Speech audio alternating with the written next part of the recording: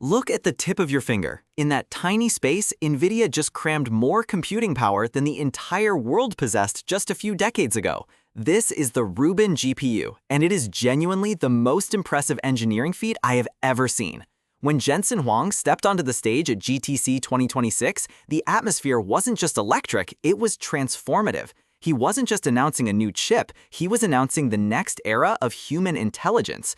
The numbers are hard to wrap your head around. We are talking about 336 billion transistors on a single platform. To understand why this matters, we need to look at the market's reaction. Within minutes of the reveal, the market didn't just move, it erupted. We saw a $300 billion reaction in real time as investors realized that the ceiling for AI compute had just been shattered. This wasn't just hype, this was a cold, hard calculation. When you double the efficiency of the world's most important resource, the value of the entire ecosystem changes overnight. But here is the part that nobody expected. NVIDIA didn't go it alone this time. They brought in a secret weapon that changes the math of data transfer forever. That secret weapon is the integration of Groq's LPU technology. By combining NVIDIA's raw processing power with Groq's specialized architecture, they've unlocked a bandwidth of 150 terabytes per second.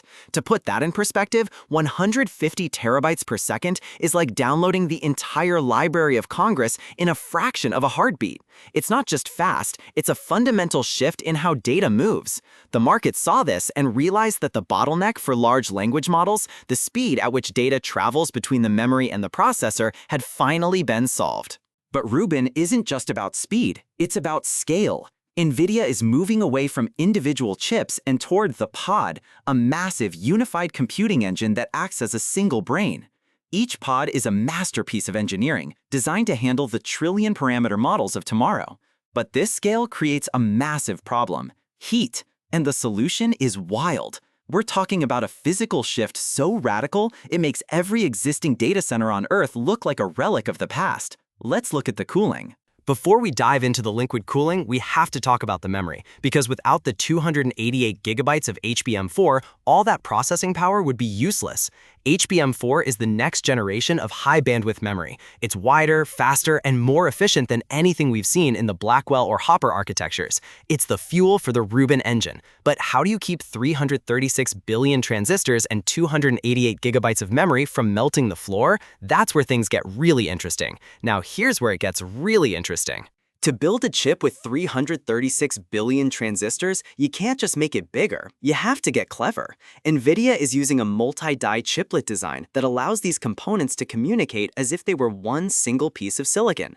Think of it like a city. Instead of one massive building, you have a series of specialized districts, all connected by a hyperloop that moves data at the speed of thought. This is the NVLink 6.0.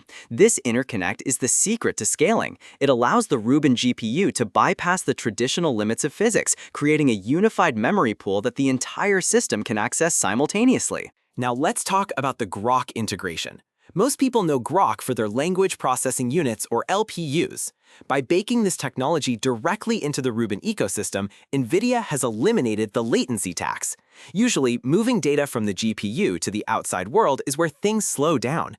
But with a 150 terabits per second bandwidth, that bottleneck simply doesn't exist anymore. It's a complete rethink of the I/O pipeline.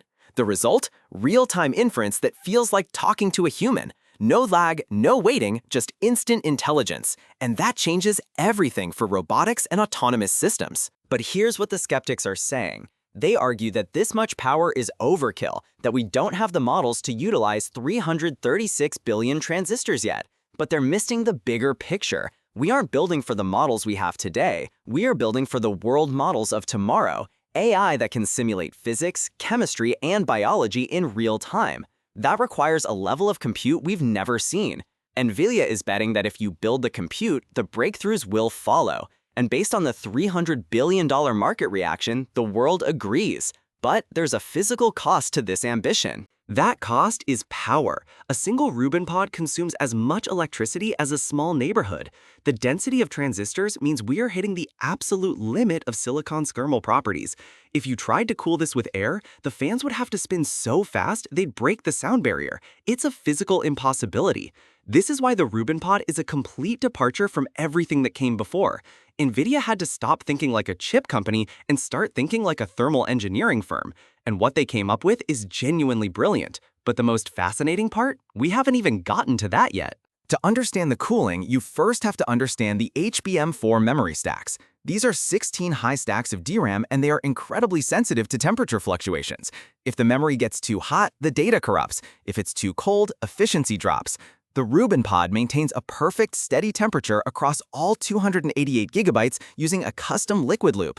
This isn't just a cooling system, it's a life support system for the most advanced brain ever built, and it makes every air-cooled data center on the planet obsolete.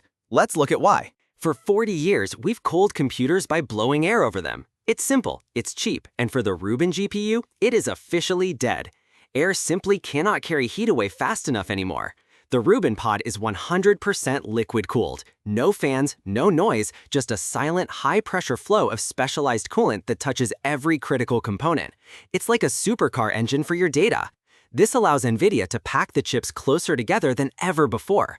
Without the need for massive air ducts, the compute density of a Rubin Pod is 5 times higher than a Blackwell rack. But here is the catch. You can't just plug a liquid-cooled Rubin Pod into a standard data center. The entire infrastructure has to change. You need massive heat exchangers, industrial pumps, and a constant supply of chilled water. This makes existing air-cooled data centers obsolete. You can't just upgrade to Rubin, you have to rebuild. And that is why we are seeing a construction boom unlike anything in history. Companies that invested billions in air-cooled facilities are now facing a choice: adapt or be left behind. The economics of AI have shifted from who has the most chips to who has the best cooling. So, what does this mean for the big picture? We are entering the age of sovereign AI. Countries aren't just buying chips anymore. They are building national Rubin Pod clusters to secure their digital future. When you have 336 billion transistors and 150 terabytes of bandwidth at your disposal, you aren't just running chatbots. You're running simulations of the entire economy, the climate, and even human biology. The Rubin architecture isn't just a product. It's a foundation. It's the floor for the next decade of human progress. And honestly, it's just the beginning. Here's my take. NVIDIA has successfully moved the goalposts. By integrating Groq speed and shifting to 100% liquid cooling, they've created a moat that is almost impossible for competitors to cross. It's no longer about who can design the best transistor, it's about who can manage the most energy and the most heat. NVIDIA is now a power and cooling company as much as a chip company. The $300 billion market reaction was just the first wave. As these Rubin Pods go online, the real impact will be felt in every industry, from medicine to finance. The world is about to get a lot faster. We are standing at the edge of a new frontier, a world where compute is no longer a limited resource, but a utility, as common and as powerful as electricity itself. The Rubin GPU is the heart of that world. 336 billion transistors, 288 gigabytes of memory, and 150 terabytes of bandwidth, all kept cool by a silent liquid pulse. The question isn't whether this technology will change the world. The question is, what will we build with all that power? Because for the first time in history, the only limit is our imagination.